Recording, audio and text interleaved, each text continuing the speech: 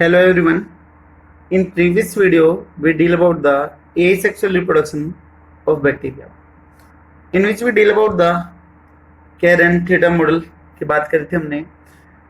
इसके अलावा हमने एंडोस्पोर फॉर्मेशन की बात करी थी and finally we deal about the pasteurization. ठीक है, कि कैसे करा जाता है वो चीज़ हमने यहाँ पे पढ़ी थी। अभी हमने बोला था कि बैक्टीरिया से शो द पैरासेक्सुअल रिप्रोडक्शन। तो इस वीडियो में हम बात करेंगे पैरासेक्सुअल रिप्रोडक्शन की बात करेंगे कि बैक्टीरिया में कौन कौन से तरीके हैं जिनसे पैरासेक्सुअल रिप्रोडक्शन हो सकता है। लेकिन सबसे पहले तो हम ये देखते हैं कि पैरासेक्सुअल रिप्रोडक्शन होता क्या है। ठीक है, तो पैरासेक्सुअल रिप्रोडक्शन इन बैक्टीरिया, ये बैक्टीरिया में पैरासेक्सुअल रिप्रोडक्शन है। ठीक है, देखिए हमने पहले ही पढ़ा था कि बैक्टीरिया के केस में जो ट्रू सेक्सुअल रिप्रोडक्शन है वो टोटली क्या होगा, एब्सेंट, यानी कि यहाँ पर गैमेट की फॉर्मेशन और गैमेट का फ्यूजन नहीं होगा। तो फिर हम यहाँ पर सेक्सुअल रिप्रोडक्शन वर्ड क्यों यूज करने लग रहे हैं, अगर ना तो गैमेट की फॉर्मेशन हो रही है और ना ही वहाँ पर फ्यूजन हो रहा है, उसके बावजूद भी हम यहाँ पर सेक्सुअल रिप्रोडक्शन वर्ड क्यों यूज करने लग रहे हैं, उसका रीजन क्या, उसका लॉजिक क्या, वो चीज देखिएगा। हम बोलते हैं कि जब कभी भी जेनेटिक मटेरियल डीएनए यानी कि न्यूक्लियोइड अगर रिकम्बाइन हो जाए, यानी कि तब दो बैक्टीरिया का न्यूक्लियोइड डीएनए आपस में जुड़ जाए, मिक्सअप हो जाए, तो उस कंडीशन को हम पैरासेक्सुअल रिप्रोडक्शन बोलते हैं। ठीक है, गैमेट नहीं बना है, लेकिन जैसे सेक्सुअल रिप्रोडक्शन होता है कि दो गैमेट जुड़ते हैं, ठीक है, दो जर्म सेल आपस में जुड़ जाते हैं, तो उसको आप सेक्सुअल रिप्रोडक्शन बोलते हो। इसी तरीके से यहाँ पे दो बैक्टीरिया का जो जेनेटिक मटेरियल है, जो डीएनए है, जो न्यूक्लियोइड है, वो आपस में कुछ मिक्सअप हो जाएगा, चाहे थोड़ी अमाउंट में हो चाहे ज्यादा में हो, लेकिन मिक्सअप हो जाए, उसी रिकम्बिनेशन को हम क्या बोलते हैं, पैरासेक्सुअल रिप्रोडक्शन बोलते हैं। ठीक है, तो in this only genetic recombination take place। ठीक है, सिर्फ और सिर्फ जेनेटिक रिकम्बिनेशन होगा, जो जेनेटिक मटेरियल है वो आपस में क्या होगा, मिक्सअप होगा। ठीक है, और क्या बोल सकते हैं कि यहाँ पर जो जेनेटिक मटेरियल वो ट्रांसफर होगा without formation and fusion of the gamete. ठीक है, तो transfer of genetic material without formation and fusion of gametes ना तो गैमेट बनेंगे ना ही गैमेट जुड़ेंगे, उसके बावजूद भी जो जेनेटिक मटेरियल वो ट्रांसफर होगा और रिकम्बाइन होगा। अभी कौन कौन से मेथड है, कौन कौन से टाइप है जिनकी सहायता से रिकम्बिनेशन हो सकता है, तो बाय थ्री डिफरेंट मेथड्स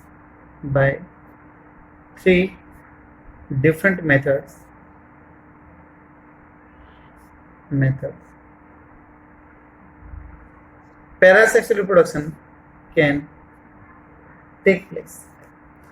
कौन कौन से, देखिए मैं पहले बता देता हूँ कि जो ये टॉपिक है पैरासेक्सुअल रिप्रोडक्शन, ये आपका सीबीएसई के अंदर नहीं है, यानी कि 11th की बुक में सिर्फ नाम देख के वहां से निकल लेते हैं, कुछ भी आइडिया उधर नहीं देते, और ना ही आपका कंपटीशन एग्जाम में पूछा जाता है, नीट वगैरह के एग्जाम में भी नहीं पूछा जाता है।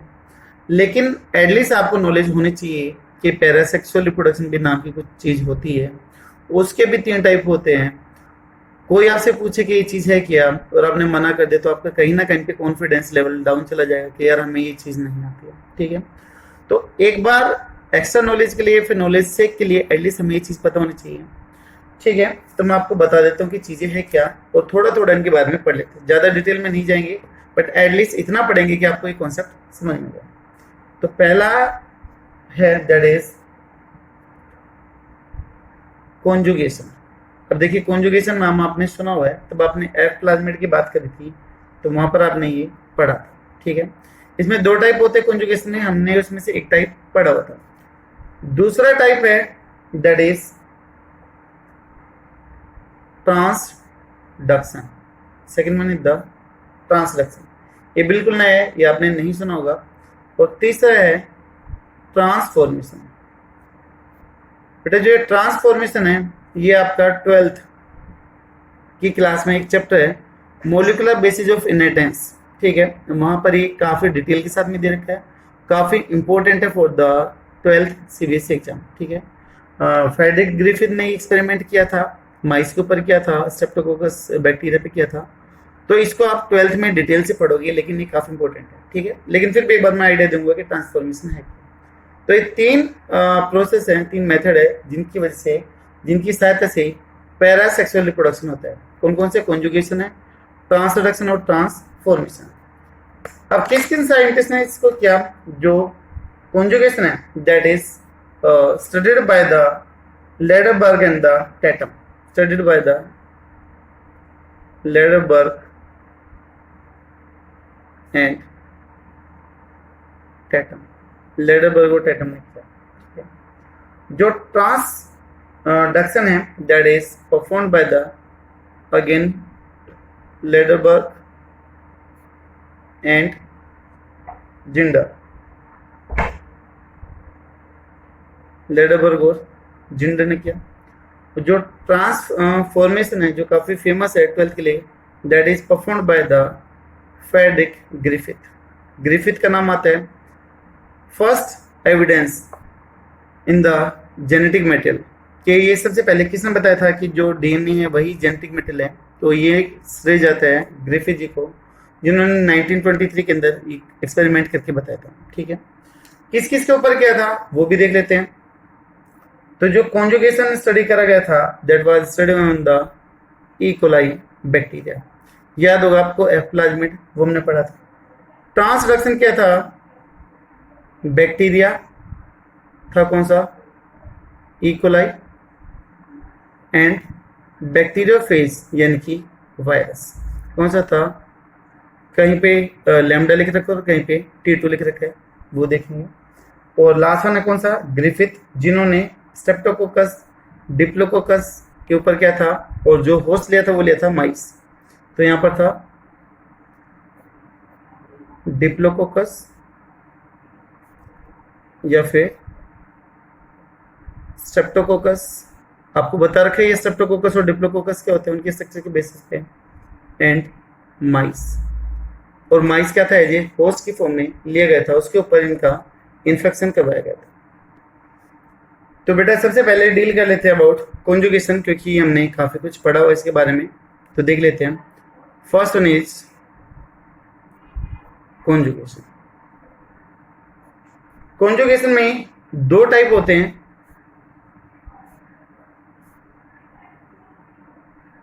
पहले एक बार आउटफ्लो देखते हैं, उसके बाद में डिटेल से देखेंगे।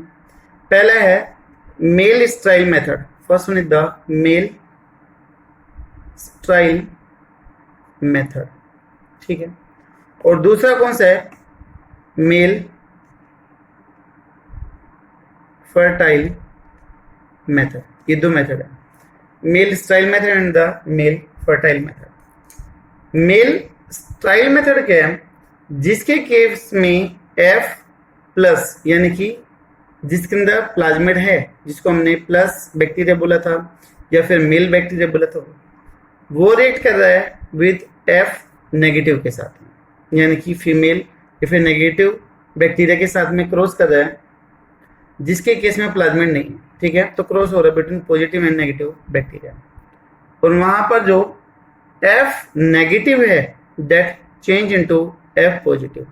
ध्यान देना कि यहाँ पर F नेगेटिव F पॉजिटिव के अंदर कन्वर्ट हो रही है। फिर आप बोलोगे जी यहाँ पर तो फिर मेल स्टाइल दे रखा है अगर कन्वर्ट हो रहा है तो, लेकिन अभी डेफिनेशन पे आता, ठीक है। दूसरी तरफ देखिएगा यहाँ पर HFR that is the high frequency recombination की बात करेंगे, cross with the F negative bacteria and F negative remain F negative. जिसके केस में F नेगेटिव रह दिया उसको हमने क्या बोल दिया? फर्टाइल बोल दिया। अब इसमें देखो फीमेल मेल में कन्वर्ट हो रही है, उसके बावजूद भी स्टाइल बोला हुआ है।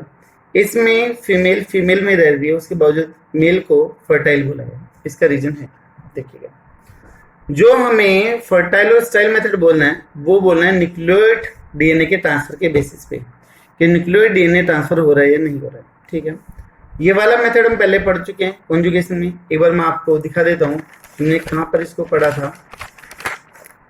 आई होप शायद आपको थोड़ा बहुत कुछ याद भी होगा इसके बारे में, जहाँ पे हमने प्लाज्मिड और उसके टाइप्स को डील किया। दिस वन क्या था, कॉन्जुगेशन था, दो बैक्टीरिया थे, पॉजिटिव नेगेटिव, क्रॉस क्या था, इसकी एक कॉपी इसमें चली गई थी तो फीमेल मेल के अंदर कन्वर्ट हो गई थी। बट क्या न्यूक्लियोइड का कोई सेगमेंट इसमें गया था? नहीं गया था। मैंने डेफिनेशन में बोला था स्टार्टिंग में कि रिकम्बिनेशन करवाने के लिए या फिर पैरासेक्सुअल रिप्रोडक्शन करवाने के लिए न्यूक्लियोइड डीएनए का ट्रांसफर होना जरूरी है। तो यहाँ पर न्यूक्लियोइड डीएनए का ट्रांसफर नहीं हुआ था, तो इसलिए ये कैसा है, स्टाइल मेथड है। सिर्फ और सिर्फ यहाँ पर प्लाज्मिड पास आउट हुआ था, तो जो फीमेल था वो मेल में कन्वर्ट हो गया था। सेक्स चेंज हो रही थी, उसके लिए हमने एक टर्म भी पढ़ी थी, दैट इज द सेक्स डक्शन। तब सेक्स चेंज हो जाए तो उसको आप सेक्स डक्शन बोलते हो। ठीक है, तो यहाँ पर फीमेल किस में कन्वर्ट हो रही थी, मेल में कन्वर्ट हो जाती है। ठीक है, इस फिनोमेना को हम क्या बोलते हैं, सेक्स डक्शन बोलते हैं। ठीक है, लेकिन ये स्टाइल क्यों है, it is style method because only transfer of plasmid take place, transfer of plasmid take place. सिर्फ और सिर्फ किसका ट्रांसफर होगा, यहाँ पर प्लाज्मिड का ट्रांसफर होगा। जो यहाँ पर क्रोमोसोमल डीएनए है, फिर जो न्यूक्लियोइड है उसका कोई भी ट्रांसफर नहीं होगा। No transfer of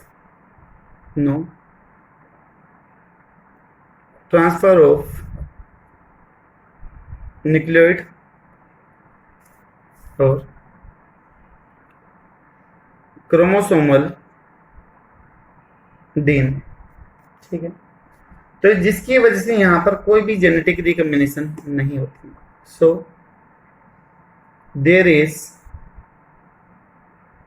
no genetic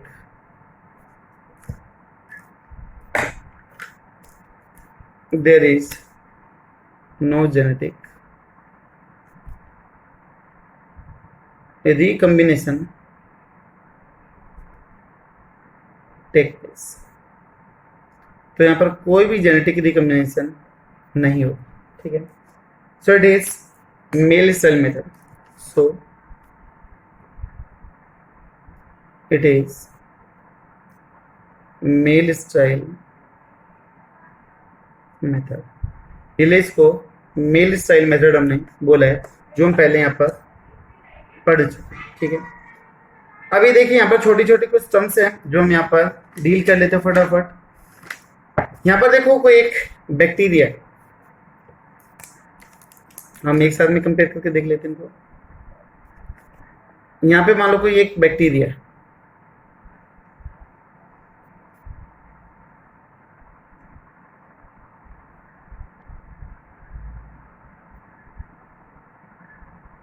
ये दूसरे बैक्टीरिया से जुड़ा हुआ है by the help of the villi.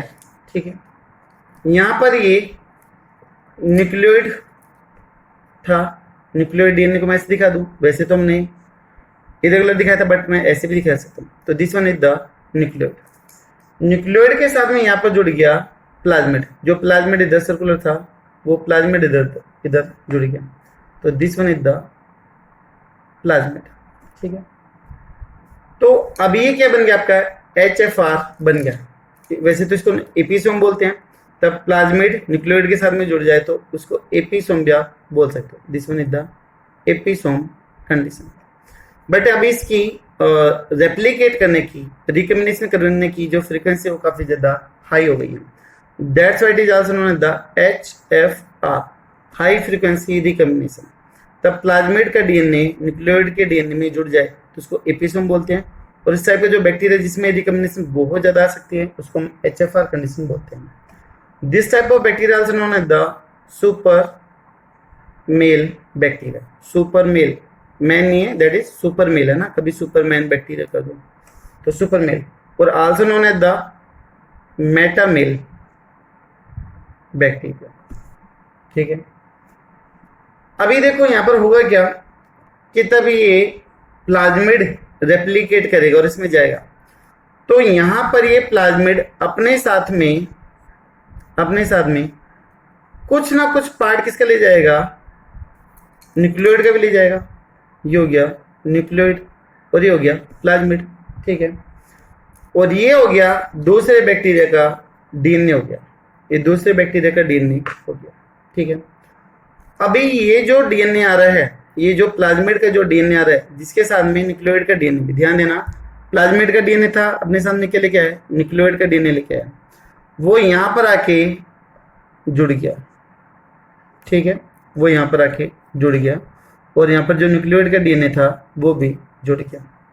तो यहां पर क्या है, देखो ये दूसरे बैक्टीरिया का न्यूक्लियोइड है, ये यहाँ पर प्लाज्मिड है और ये जो न्यूक्लियोइड है वो पहले वाले बैक्टीरिया का है। ठीक है, अभी यहाँ पर जो डीएनए बाहर से आया है, जो ये छोटा सा सेगमेंट बाहर से आ रहा है ना, ये वाला जो सेगमेंट बाहर से आया है, डीएनए जो बाहर से आया है, that is known as the exogenote. क्या बोलते हैं इसको, एक्सोजीनोट कंडीशन बोलते हैं, EXGENOTE एक्सोजीनोट। और जो खुद का डीएनए है दूसरे न्यूक्लियोइड का, जो खुद का डीएनए या फिर जो इस वाले बैक्टीरिया का खुद का है, that is known as the exogenote बोलते हैं। ठीक है, और तब एक्सोजीनोट और तब एंडोजीनोट आपस में जुड़ते हैं तो दैट मेक द मीरोजाइगोट या फिर पार्सल जाइगोट की फॉर्मेशन करते हैं। ठीक है, तो दोनों का कॉम्बिनेशन क्या बना देगा यहाँ पर, मीरो जाइगोट और also known as the partial zygote बन गया। एक बार फिर से देखिएगा, एक बैक्टीरिया और ये दूसरा बैक्टीरिया, दोनों कॉन्जुगेशन टिप से जुड़े हुए। यहाँ पर प्लाज्मिड था, न्यूक्लियोइड के साथ में जुड़ा, एपिसोम की फॉर्मेशन हो गई, ये HFR कहलाता है, हाई फ्रीक्वेंसी रिकॉम्बिनेशन। यहाँ पर प्लाज्मिड रेप्लिकेट कर रहा था तो अपने साथ में कुछ सेगमेंट किसका ले आया, पहले वाला बैक्टीरिया का भी लिया, तो उसके लिए हमने लिख दिया N1। किसमें पास आउट हो गया ये N1 और प्लाज्मिड दूसरे बैक्टीरिया में गए, उसके न्यूक्लियोइड के साथ में जाके फ्यूज हो गए, एक पूरा का पूरा डीएनए बना दिया। अब जो ये N1 वाला डीएनए इसको हम क्या बोलेंगे, एक्सोजीनोट। जो ये N2 वाला है जो खुद का है, जो दूसरे वाले बैक्टीरिया का, उसको हम बोलेंगे एक्सोजीनोट। अब एक बैक्टीरिया में दूसरे का आ गया तो मतलब कि रिकम्बिनेशन हो गई यहाँ पर। ठीक है, लेकिन क्या प्लाज्मिड आया पूरा का पूरा, नहीं आया है। ठीक है, क्योंकि यहाँ पर तो अलग से प्लाज्मिड जुड़ ही नहीं पाया, तो फीमेल अभी भी किस में है, फीमेल के अंदर ही है, फीमेल अभी भी किस में, फीमेल में। बट यहाँ पर न्यूक्लियोइड का डीएनए आ गया तो यहाँ पर पैरासेक्सुअल प्रोडक्शन हो गया, रिकॉम्बिनेशन हो गई। एक्सोजीनोट और एंडोजीनोट, एक्सो आएगा आपका एंडो, ENDO एंडोजीनोट, दोनों का कॉम्बिनेशन कहलाता है आपका मीरोजाइगोट एंड द पार्सल जाइगोट कहलाता है। ठीक है, क्लियर होगा। तो इसके केस में क्या फीमेल बैक्टीरिया क्या मेल में कन्वर्ट हुआ है, तो हम बोलेंगे कि नहीं हुआ है।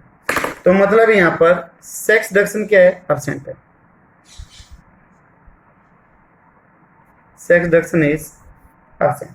ठीक है, दो टर्म हमने यूज करी, एक्सोजीनोट एंड द एंडोजीनोट। जो डीएनए बाहर से है that is known as the exogenote, DNA which come from outside, जो बाहर से आया उसको हम एक्सोजीनोट। दूसरा हमने बोला है एंडोजीनोट, DNA which was present already, जो पहले से ही प्रेजेंट था उस बैक्टीरिया में, दूसरे वाले बैक्टीरिया में, उसको हमने एंडोजीनोट बोल दिया। तो इन दोनों का कॉम्बिनेशन क्या कहलाएगा आपका, पार्सल जाइगोट या फिर आपका मीरोजाइगोट कहलाएगा। ठीक है, तो इन दोनों का कॉम्बिनेशन आपका ये कहलाएगा। तो यहाँ पर सेक्स डक्शन भी नहीं हुआ है, वो एब्सेंट है। ठीक है, तो पहला हमारा प्रोसेस कंप्लीट हुआ, दैट इज द कंजुगेशन। दूसरे पे हम आ जाते हैं, दैट इज ट्रांसडक्शन।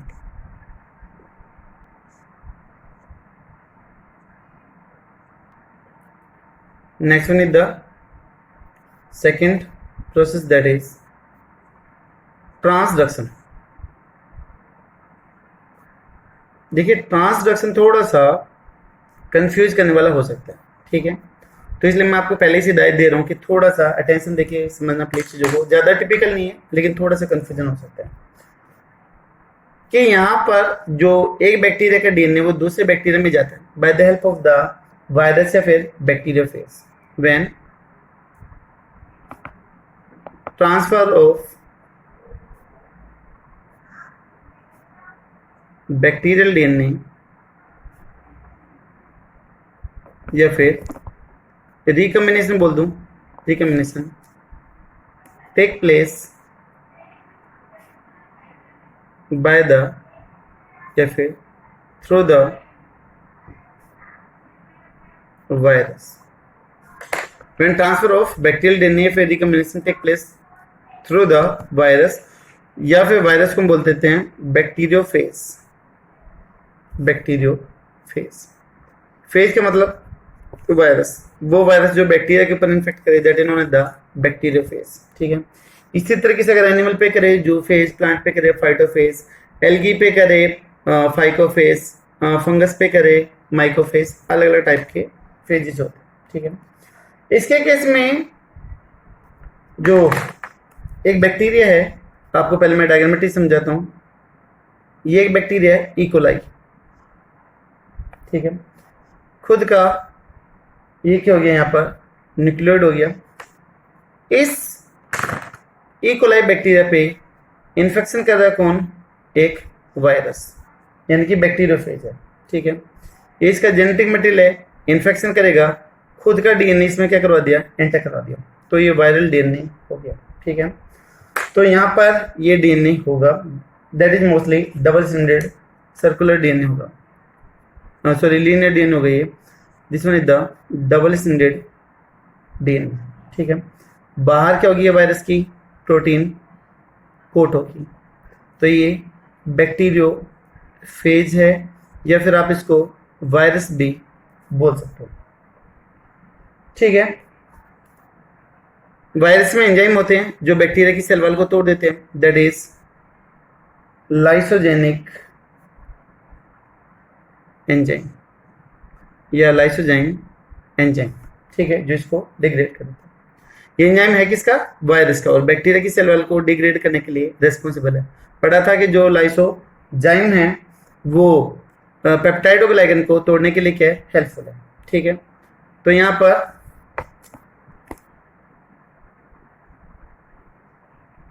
बैक्टीरिया का डीएनए था, यहां पर अभी वायरस का डीएनए आके जुड़ गया, ये वायरल डीएनए हो गया, और ये क्या हो गया, ये बैक्टीरिया है फर्स्ट, तो ये बैक्टीरिया फर्स्ट का डीएनए हो गया।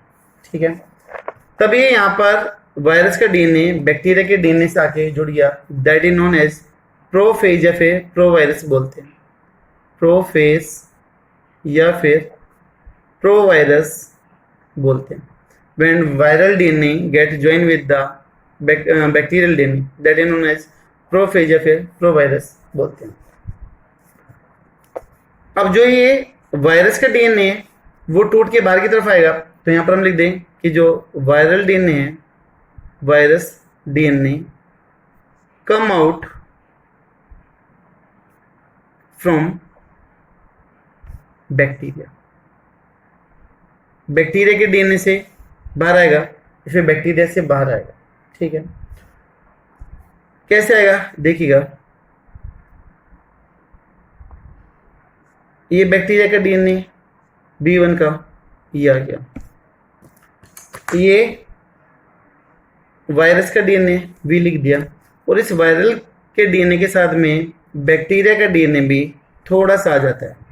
तब वायरस इसको तोड़ेगा, ठीक है, और तब टूट के बाहर आएगा, तो इस पहले वाले बैक्टीरिया का डीएनए भी इसके साथ में कुछ अटैच रह जाता है। तो मैंने यहाँ पर कर दिया वायरल डीएनए और B1 डीएनए। ठीक है। अब ये लगातार इस बैक्टीरियल सेल को क्या करेगा, तोड़ेगा। भाई अब इसकी जो ये बैक्टीरियल सेल है B1 की, ये वायरस के डीएनए के कंट्रोल में आ चुकी है, तो लगातार खुद के नंबर को क्या करेगी, इंक्रीज करेगी वायरस की सेल। तो जो बैक्टीरियल डीएनए था वो क्या कर दिया गया, डिग्रेड कर दिया गया, और लगातार नए वायरस बना लिए गए, क्योंकि अभी होस्ट की जो मशीनरी है वो वायरस के कंट्रोल में आ चुकी है। वायरल डिजीज का कंट्रोल इसीलिए थोड़ा सा मुश्किल है, क्योंकि वो प्रोटीन कोड को चेंज करता रहता है। दूसरा, वो होस्ट सेल को कंट्रोल कर लेते हैं, तो होस्ट का सेल अपने आप पे डिफेंस नहीं दिखा सकते हैं, जिसकी वजह से उसको कंट्रोल कर पाना मुश्किल है। ये भी एक रीजन है कि कोविड-19 को इजीली कंट्रोल नहीं कर पा रहे हैं, क्योंकि उसके डिफरेंट स्ट्रेन म्यूटेजेंस आ रहे हैं सामने, उसके अलग अलग टाइप सामने निकल के आ रहे हैं। ठीक है, तो यहाँ पर अब आप देखोगे कि सभी के अंदर क्या, देखो वायरल डीएनए तो है, लेकिन वायरल डीएनए के साथ में सभी के अंदर क्या आ गया है, बैक्टीरियल डीएनए भी आ चुके हैं। तो this one is the B1 B1 B1, और ये क्या है, वायरस का डीएनए।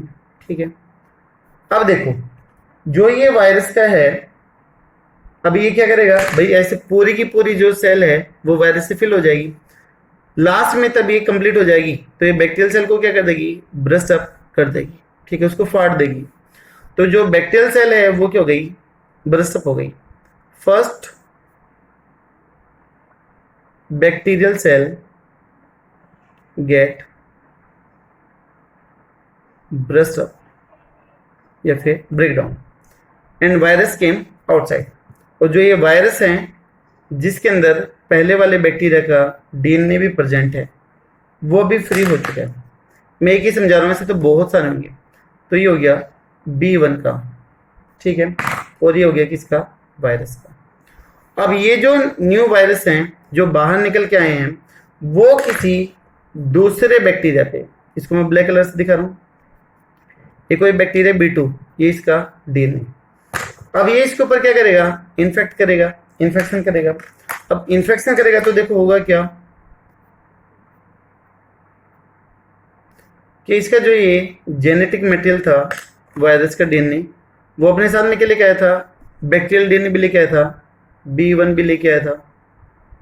अब ये तो है B2 और ये क्या है, B1 है। अब ये दोनों आपस में क्या हो जाएंगे, कंबाइन हो जाएंगे, जुड़ेंगे, क्योंकि जो वायरस का डीएनए है वो होस्ट की सेल को कंट्रोल करने के लिए इसको जोड़ेगा।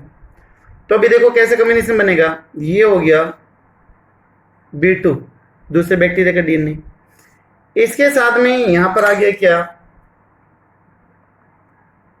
वायरस का डीएनए, और एक छोटा सा सेगमेंट ही किसका आ गया है, B1 का। तो पहले बैक्टीरिया का डीएनए कहां तक पहुंची है, दूसरे बैक्टीरिया में पहुंचा है, और किसकी सहायता से पहुंचा है, वायरस की सहायता से पहुंचा है। तो यही प्रोसेस कहलाता है आपका ट्रांसक्रिप्शन। देखिए पहला है, इसके ऊपर वायरस ने इन्फेक्ट किया, इसका जो वायरस का डीएनए ये बैक्टीरिया के डीएनए के साथ में जुड़ गया, जिसका प्रोफेज या फिर प्रोवायरस बोलते हो। लगातार इसकी सेल को कंट्रोल किया, अपने नंबर को बढ़ाया, ठीक है, बहुत सारे वायरल कॉपी बना दी, और ये टूट गया। तब ये बाहर निकल गया, तो वायरस डीएनए में कुछ सेगमेंट किसका रह गया, पहले वाले बैक्टीरिया का रह गया।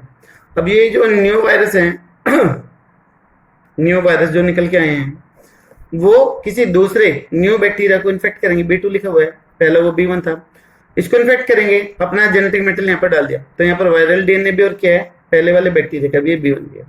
अब ये जो है वो इसके अंदर क्या होगा, जाके मर्ज होगा या फिर जुड़ेगा। जैसे जुड़ेगा तो यहाँ पर B2 का हो गया, V वायरस हो गया, और क्या गया, B1। तो एक वायरस का पहले वाले बैक्टीरिया का डीएनए दूसरे में पहुंच गया। किसकी सहायता से पहुंचा है, वायरस की सहायता से पहुंचा है।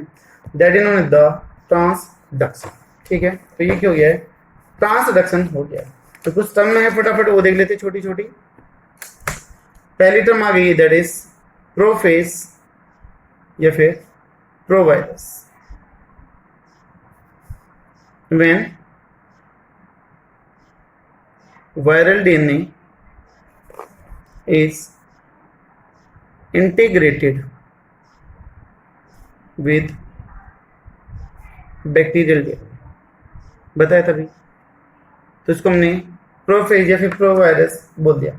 एपिसोम बताया था, तब प्लाज्मिड न्यूक्लियोइड के साथ में फ्यूज जाए तो इसको हम क्या बोलते हैं, एपिसोम बोलते हैं। तो एपिसोम क्या हो गया, कॉम्बिनेशन ऑफ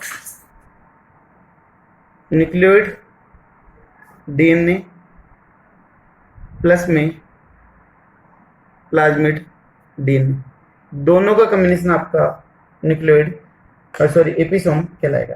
ठीक है, जो वायरस जाते ही नुकसान ना करे होस्ट सेल के अंदर, उसके साथ में मिलके रहे, that is known as the lysogenic life cycle. ठीक है, लाइसोजेनिक लाइफ साइकिल, ये वायरस के टॉपिक में पढ़ेंगे। When the virus don't harm the host cell, host cell को नुकसान ना करे एंड स्टे विथ इट, और उसके साथ आसानी से रहे, तो उसको आप क्या बोलते हो, लाइसोजेनिक लाइफ साइकिल बोलते हैं। और जो वायरस ऐसा करते हैं उनको क्या बोलते हैं, टेम्परेट वायरस बोलते हैं। And such virus are known as temperate virus, जो लाइसोजेनिक लाइफ साइकिल को शो करे। ठीक है, और जो ये बैक्टीरिया होंगे, and those bacteria known as and bacteria are known as lysogenic bacteria, और उनको हम क्या बोलेंगे, लाइसोजेनिक बैक्टीरिया बोलेंगे। अब देखो, क्या इसमें सेक्स रिडक्शन हुआ है, सेक्स रिडक्शन नहीं हुआ है, क्योंकि जो प्लाज्मिड था वो वहां पर ट्रांसफर नहीं हुआ। ठीक है, लेकिन यहाँ पर एंडोजिनोट और एक्सोजिनोट आए हैं। ये जो B1 का जो डीएनए ये क्या हो गया, एक्सोजिनोट हो गया, और जो B2 का है that is known as the endogenote है। यहाँ पर किसकी फॉर्मेशन हो जाएगी, मीरोजाइगोट की फॉर्मेशन होगी। ठीक है, बट यहाँ पर सेक्स रिडक्शन नहीं होगा। तो ये हो गया आपका ट्रांसरिडक्शन, जिसमें एक बैक्टीरिया का डीएनए दूसरे में है। ठीक है, जो तीसरा है ट्रांसफॉर्मेशन, वो 12th में